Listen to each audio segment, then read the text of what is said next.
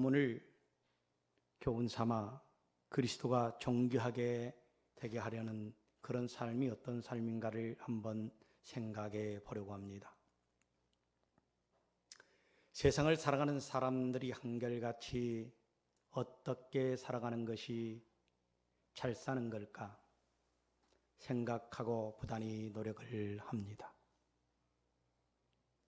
그래서 돈, 권력, 배움, 좋은 집과 차, 아름다움을 가지려고 노력을 합니다. 그러나 분명한 사실이 하나 있습니다. 권력 있고 큰 집에서 산다고 해서 행복한 것일까요? 많이 배우고 능력이 있다고 해서 하루 10끼를 먹나요? 넓은 침대에서 잠을 잔다고 해서 좋은 꿈을 꾸나요? 좋은 음식을 먹고 산다고 해서 머리가 좋아질까요? 그렇다면 사람이 사는 이유가 무엇일까? 내가 어디서 와서 어디로 가는 걸까? 왜 내가 살아야 하나? 이러한 문제는 정도의 차이는 있지만 모든 사람들이 한 번쯤 생각을 해 보았을 것입니다. 철학의 궁극적 질문도 이와 다르지 않습니다. 그런데 이러한 문제에 있어서 명확한 답변을 한 사람이 있습니다. 내가 사는 것이 그리스도라고, 내가 살아가는 것이 그리스도라고 이렇게 고백한 사람이 누구입니까? 이렇게 고백한 사람은 지금 걱정 없이 편안한 환경 속에서 행복하게 살고 있는 사람입니까? 저는 여러분들에게 묻고 싶습니다. 아닙니다. 그는 언제 죽을지 모르는 환경 속에서 하루하루를 죽을 날만 기다리며 살아가는 그런 인생살이를 살아가고 있습니다. 그것도 감옥 속에서 사형 선고를 받은 사람입니다. 그가 바로 오늘의 본문에 나온 사도 바울입니다. 그가 죽음 앞에서 외치기를 요원처럼 내가 사는 것이 그리스도라가, 내가 사는 것이 그리스도라. 여러분, 내가 사는 것이 그리스도라고 여러분의 신앙 고백이 일어나기를 주의 이름으로 축원합니다. 내가 사는 것이 그리스도라. 빌립보서 1장 21절에 이렇게 말씀하고 있습니다. 이는 내가 사는 것이 그리스도니 죽는 것도 유익함이니라. 여기서 이는으로 시작하는 문장은 사도 바울이 살아가는 존재, 이유를 말하고 있는 것입니다. 이 세상을 살아가는 사람들은 한결같이 자신이 살아가는 존재의 이유를 돈, 명예, 권력, 가족, 운동 등을 말합니다. 그런데 사도 바울은 삶의 존재의 의미를 그리스도라고 선언하고 있습니다. 인생의 존재 이후의 삶의 목적, 삶의 의미, 삶의 방식, 이 모든 것이 그리스도라는 것입니다. 여러분이 자녀를 기르고 여러분이 가정생활하고 모든 삶의 목적이 그리스도입니까?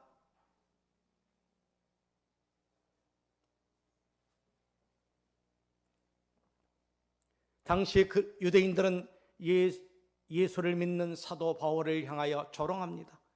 예수쟁이 미친놈이라고. 예수에 미친 사람, 정말 그는 예수에 미친 사람이었습니다. 아니, 예수에 완전히 반해버린 사람이었습니다. 그런데 그가 원래 이랬던 사람이었습니까? 아닙니다. 그는 예수를 지독하게 핍박했던 사람이었습니다. 사도행전 7장 58절을 보시기 바랍니다.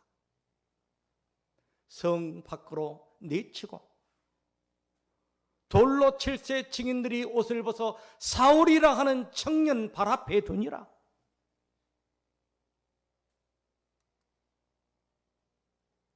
이랬던 사울이 변하여 바울이 된 겁니다.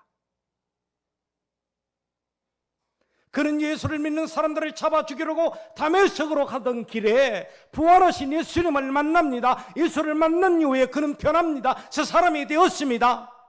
세상 말로 눈꺼풀이 벗겨졌습니다.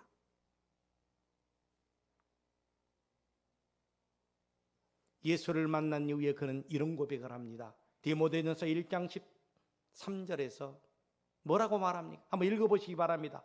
내가 전에는 비방자요 박해자요 폭행자였으나 도리어 긍휼을 입는 것은 내가 믿지 아니할 때 알지 못하고 행하였습니다. 알지 못할 때는 그런 사람이었습니다. 알지 못할 때는 그리스도를 비방했던 사람이었습니다. 알지 못할 때는 그리스도를 핍박하는 사람이었습니다. 그런데 예수를 만나고 변화됐다라는 겁니다. 여러분, 예수를 만나고 변화되었습니까? 삶의 가치와 의미, 목표가 달라졌습니다. 그가 그렇게 미워하고 저주했던 예수 그리스도를 숭배하는 숭배자로 변화되어 버렸습니다. 예수에 미쳐버린 겁니다. 그 예수를 위해 한평생 전파하고 생명까지도 걸었습니다. 그는 고백하기를 이제 자신에게 있어서 내가 산다는 것은 오직 그리스도라고, 오직 내가 사는 것이 그리스도라고, 그리고 그리스도 안에 있는 것이 유익하다라고 말합니다. 그래서 내가 사는 것이 그리스도라는 의미가 그럼 도대체 무엇일까? 사도 바울은 갈라디아서 2장 20절에서 이런 얘기를 합니다. 함께 우리 읽어보시기 바랍니다. 내가 그리스도와 함께 십자가에 못 박혔나니 그런즉 이제는 내가 사는 것이 아니요 내가 사는 것이 아니요 오직 내 안에 그리스도께서 사시는 것이라. 이제 내가 육체 가운데서 사는 것은 나를 사랑하사 나를 위하여 자기 자신을 버리신 하나님의 아들을 믿는 믿음 안에서 사는 것이라. 나를 위해서 십자가를 지신 예수 그리스도를 위해서 살아간다고 그렇게 고백하고 있는데, 여러분을 구원해 주시고 여러분을 선택해 주신 예수 그리스도를 위해서 여러분 살아가고 있습니까?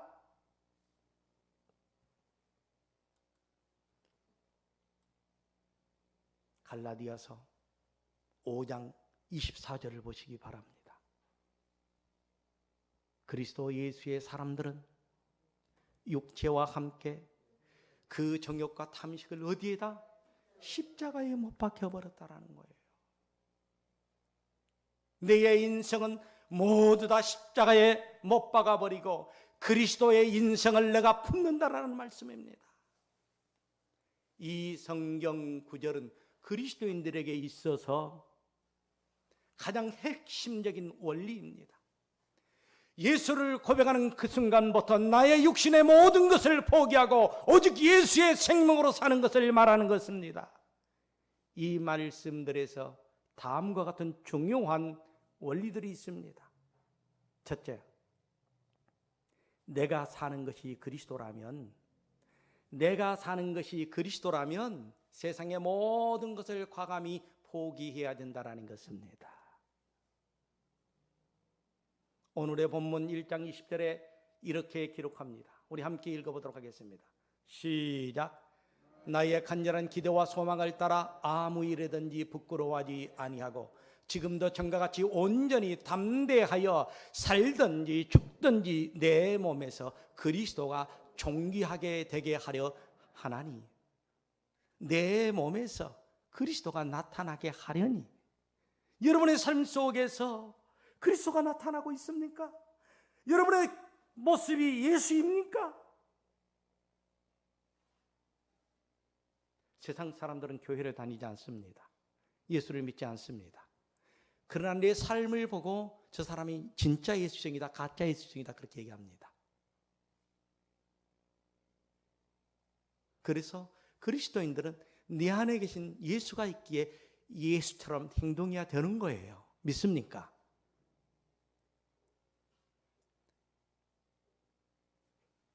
그렇게 살기 위해서 바울 사도는 어떻게 했나요? 빌립보서 3장 7, 9절에 이렇게 고백합니다. 그렇게 살아가기 위해서 시작. 그러나 무엇이든지 내 육이 하던 것을 내가 그리스도를 위하여 다 해로 여기. 7절 다시 한번. 무엇이든지 내게 유익하던 것을 내게 유익하던 것 내게 유익보다는 오직 그리스도의 유익을 먼저 생각했던 바울 사도의 마음이 여러분의 마음이 되기를 주의 이름으로 축원합니다. 내게 유익하던 것 8절을 보시기 바랍니다. 또한 모든 것을 해로 여겨 내 주 그리스도 예수를 아는 지식이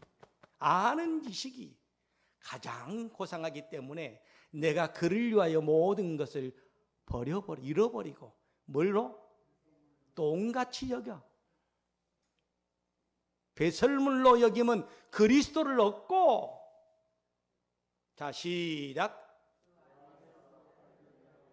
내가 율법으로 난 것이 아니요 오직 그리스도의 믿음으로 말미암는 것이니 그 믿음으로 하나님께로부터 나느라. 할렐루야.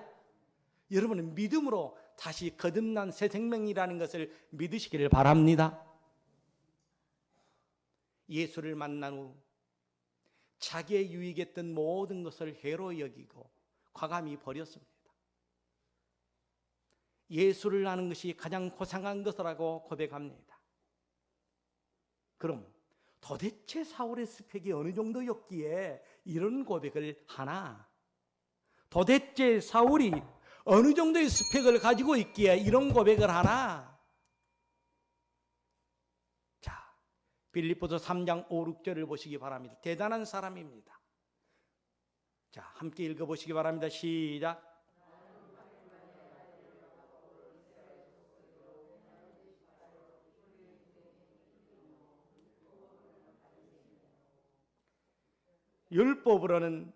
율법에 의로는 흠이 없는 자라. 당시 유대주의자들은 구원의 조건으로 할례를 받아야 했습니다. 그런데 사도 바울은 8일 만에 할례를 받았습니다. 아브라함의 후손의 징표를 할례로 나타냈습니다. 여러분, 귀고리를 우리 교들은 많이 하지 않는데 귀고리가 이것 뭔 줄 아세요? 귀고리. 이 귀고리가 노예의 표시입니다. 여기다 지금 소 그렇게 하잖아요. 딱 뒤들어가지고 몇 번 누구 소. 그런데 귀고리를 되게 보면 남을 위게 하는데 귀고리 딱 들어가지고 여기 조기님 권사님 귀고리 딱 들어가고 나는 박연수 장로님의 와이프 양쪽이 박연수 장로의 와이프 장로님은 귀고리 딱 들어가고 나는 조귀님의 남편. 이거 이런 뜻이에요. 낙인표예요. 낙인표. 그런데 할례를 받은 것이 유대인이라고 하는 증명서나 같았습니다. 그리고 나는 이스라엘 족속이라고 했습니다. 이스라엘 족속의 뜻을 여러분 아시나요? 한국 사람이 미국을 갑니다. 그러면 미국 시민권을 받아요. 그러면은 한국 출신 미국 시민권자입니다. 이 사람은 대통령이 될 수가 없어요. 미국 시민권자여도. 왜냐하면 미국에서 태어난 사람만이 미국 대통령이 될 수 있어요. 그런데 사도 바울은 이방인에서 이스라엘 족속으로 개종한 것이 아니라 순수 혈통을 가진 바로 이스라엘 족속이었다라는 것입니다.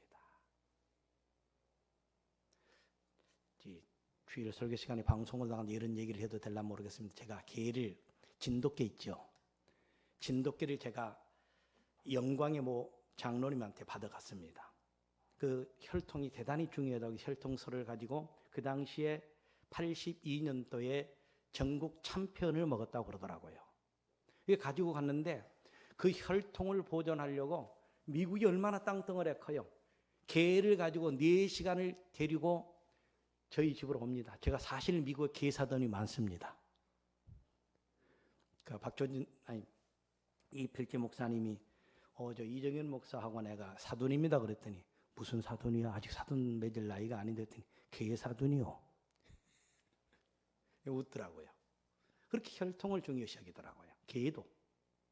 그런데 바로 이스라엘 족속이라는 것입니다. 개종한 족속이 아니라. 그 다음에 바울은 나는 베냐민 지파라. 대단히 중요한 말입니다. 베냐민은 야곱의 특별히 사랑을 받은 나엘의 아들입니다. 베냐민 지파는 이스라엘 초대 왕 사울왕을 배출한 지파이고 이스라엘이 남북으로 갈라질 때 유대 지파와 함께 남왕조를 이루어 하나님 백성으로 역사를 일으킨 지파입니다. 솔로몬과 다윗과 솔로몬으로 이어지는 왕통의 지파가 바로 이 지파입니다. 그리고 중요한 것은 바울 자신이 말하기를 나는 히브리인 중에 히브리인이라. 여러분 성경을 배웠겠지만은 유대인은 두 분류가 있습니다. 하나는 히브리파 유대인이 있고 또 하나는 헬라파 유대인이 있습니다. 헬라파 유대인은 디아스포라를 말합니다. 전 세계로 흩어져 있는 사람들을 헬라파 유대인이라고 말하고 히브리파 유대인은 팔레스타인들을 말합니다. 그런데 이 히브리파 유대인들, 팔레스타인 출신들이 헬라파 유대인들을 인정하지 아니하라고 합니다. 밖에서 물들어왔다고. 그런데 사도 바울은 바로 히브리파 유대인이었습니다. 그뿐만이 아닙니다. 바리새인 중에 바리새인이었습니다. 성경 보면 바리새인 중에 바리새인. 우리가 기도할 때 바리새인 같은 그 말 여러분 사실 유대인들은 나쁜 말이 아니에요. 바리새파는 유대 종파 가운데 가장 엄격한 종파입니다. 여러분 알고 얘기해야 돼요. 바리새파는 유대교가 헬라화 되어가는 것을 반대한 파입니다. 특히 바벨론에서 구한 유대인들로 엄격한 율법 준수를 하려는 율법 학자들이 중심이 된 학파였습니다. 바리새파는 바리새인으로 불리는 것을 아주 기쁨으로 여기고 그리고 자부심을 느꼈습니다. 그런데 사도 바울이 바리새인 중에 바리새인이요. 그 중에서도 가말리엘 문화에서 수학한 당대 최고의 학벌이라는 것입니다. 지금으로 말하면 서울대학교를 나오고 미국에서 말하면 하버드 대학을 나온 사람입니다. 이 정도면 자랑할 만하지요. 이 정도의 스펙이면 더 중요한 스펙이 있습니다. 당시에 예수 믿는 사람을 꼴보기 싫어하고 가장 안 좋게 봤는데 예수 믿는 사람을 핍박하는데 1등 공신이었습니다. 스스로 고백합니다.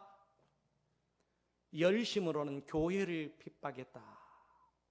사도 바울은 바리새인 중에서 가장 열성당에 속한 사람이었습니다.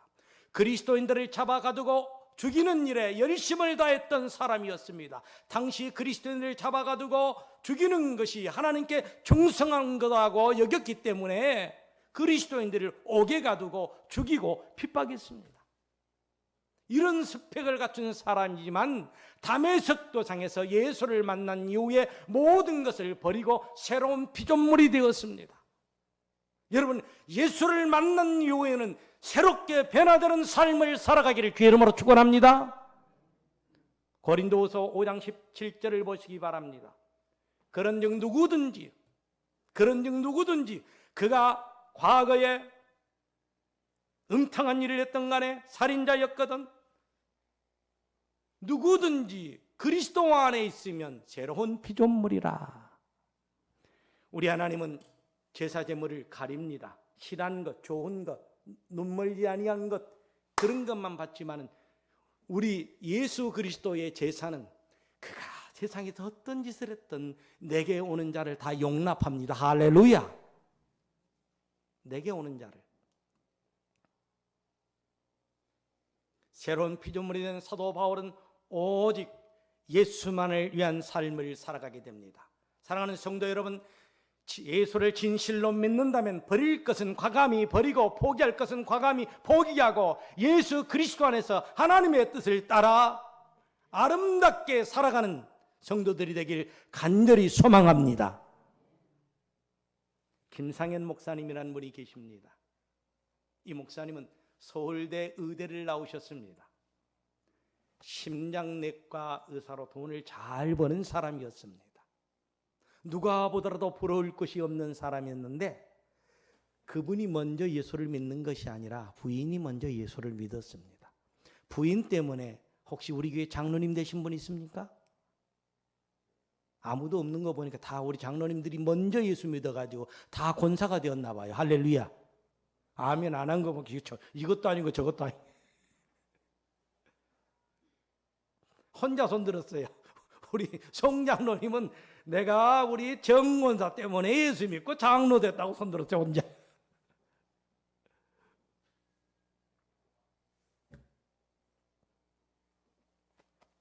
이 김상현 목사님은 간절히 기도했습니다. 부인이 하나님의 주신 이 의술을 통해서 아름다운 일을 할 수 있도록 은혜를 베풀어 주세요. 그래서 이제 예수를 만났습니다. 자신의 모든 것을 이제 정리하고 부단히 자신에게 맞는 사역지를 찾아 헤맸습니다.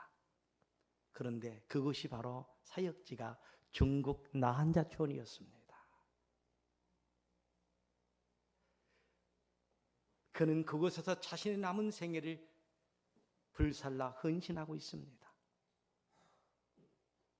여러분, 남은 여생을 예수를 위해서 한번 헌신하시고 불살라 보시기를 바랍니다. 마태복음 16장 24절에 한번 보시기 바랍니다. 이에 예수께서 제자들에게 이르시되 누구든지 나를 따라오려거든 자기를 부인하고 자기 십자가를 지고 나를 따를 것이니라. 세상적인 모든 것을 과감히 포기하고 내가 사는 것이 그리스도라 믿고 그리스도가 내게 주신 십자가를 지고 묵묵히 주님을 따라가는 저와 여러분이 되기를 주의 이름으로 축원합니다. 두 번째로 내가 사는 것이 그리스도니 라는 말은 내 삶의 주인이 바뀌었다라는 것입니다. 내가 사는 것이 그리스도라면 이제 그리스도의 주인이 바뀌었어요. 내 삶의 주인이 바뀌었어요. 이는 내가 사는 것이 그리스도니 죽는 것도 유익함이라. 사도 바울이 예수를 믿는 후 삶의 변화가 어떻게 왔는지 여러분 아시나요? 로마서 6장 6절에서 18절에 보니까 이렇게 기록합니다. 한번 읽어보시기 바랍니다. 너희 자신을 종으로 내주어 누구든지 순종하든지 그 순종함을 받는 자의 종이 되는 줄을 너희가 알지 못하느냐? 혹은 죄의 종으로 사망에 이르고 혹은 순종의 종으로 의에 이르느니라. 하나님께 감사하리로다. 너희가 본래 죄의 종이었더니 너희에게 전하여 준 바 교훈의 본을 마음으로 순종하여 죄로부터 해방되어 의에게 종이 되었느니라. 그렇습니다. 예수 그리스도를 믿음으로 예수와 연합된 하나님의 자녀는 이제까지 죄의 종으로서 살았던 삶이 예수 그리스도가 주관하는 예수의 종의 삶을 살아야 합니다. 사도 바울은 그의 서신에서 한결같이 서두에 자신을 예수의 종이라고 언급하고 있습니다. 종은 자기의 고난이 없습니다. 종은 자기의 소유물도 없습니다. 주인이 하라는 대로 충성껏 최선을 다하는 것뿐입니다. 그래서 사도 바울은 이런 고백을 합니다.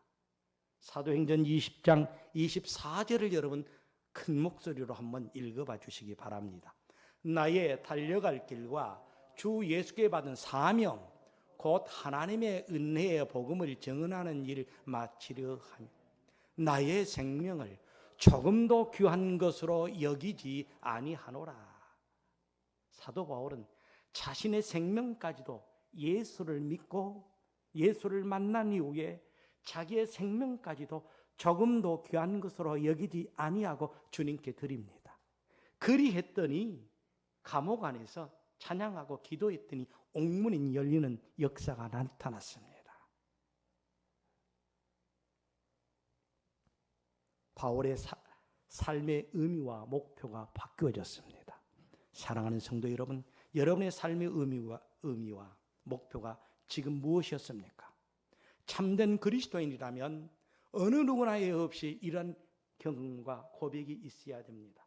나는 예수 때문에 새로운 사람이 되었기에 생명이라도 과감히 예수께 드리리라.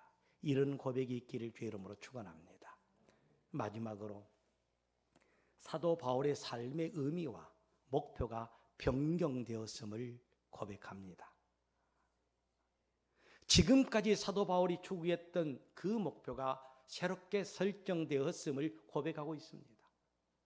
자신을 부르신 그분을 알고 그분을 섬기기 위하여 줄기차게 헌신할 것을 다짐하는 것입니다. 빌립보서 3장 10절 11절에 보면 이런 고백을 합니다. 시작. 내가 그리스도와 그 부활의 권능과 그 고난의 참여함을 알고자 하여 그의 죽으심을 본받아 어떻게 해서든지 죽은 자 가운데서 부활에 이르러 하노라. 고난에 참여함이라. 서두에서 말씀드렸지만 사도 바울은 현재 어디에 있다고요? 감옥 안에 있습니다. 언제 죽을지 모르는 처지에 있습니다. 그런데도 사도 바울은 삶의 의미와 목표를 잃지 않고 있다는 것입니다. 그 이유는 예수의 십자가의 능력을 알았기 때문입니다. 고린도전서 1장 18절에 보면 이런 말씀이 기록되어 있습니다. 십자가의 도가 멸망하는 자에게는 미련한 것이요 구원을 받는 우리에게는 하나님의 능력이라. 할렐루야. 예수 그리스도의 십자가의 의미를 알고 있기에 온전히 예수 그리스도를 신뢰하고 죽음 그 자체도 두려워하지 않고 끝까지 믿음의 경주를 나아갔던 사도 바울이 바로 여러분이 되기를 주의 이름으로 축원합니다. 빌립보서 3장 13절 14절을 보시기 바랍니다. 형제들아, 나는 아직 내가 참는 줄을 여기지 아니하고 오직 한 일 즉 뒤에 있는 것은 잊어버리고 과거는 잊어버리고 앞에 있는 것 잡으려고 표대를 향하여 그리스도 예수 안에서 하나님이 위해서 부르심의 상을 위하여 쫓아가노라. 여러분에게 아름다운 상을 주시려고 기다리고 계십니다. 말씀을 정리하겠습니다. 사랑하는 우리 서울 비전교회 교회 여러분, 정말로 사명 따라 살아가시기를 바랍니다. 우리 하은이 청년이 반주를 하는데 이 젊은 청년이 얼마나 놀고 싶겠어요. 다들 예수 안 믿는 친구들이 커피 먹자 뭐 먹자 점심, 그래도 자기가 맡은 사명을 위해서 여기 앉아 있는 거예요.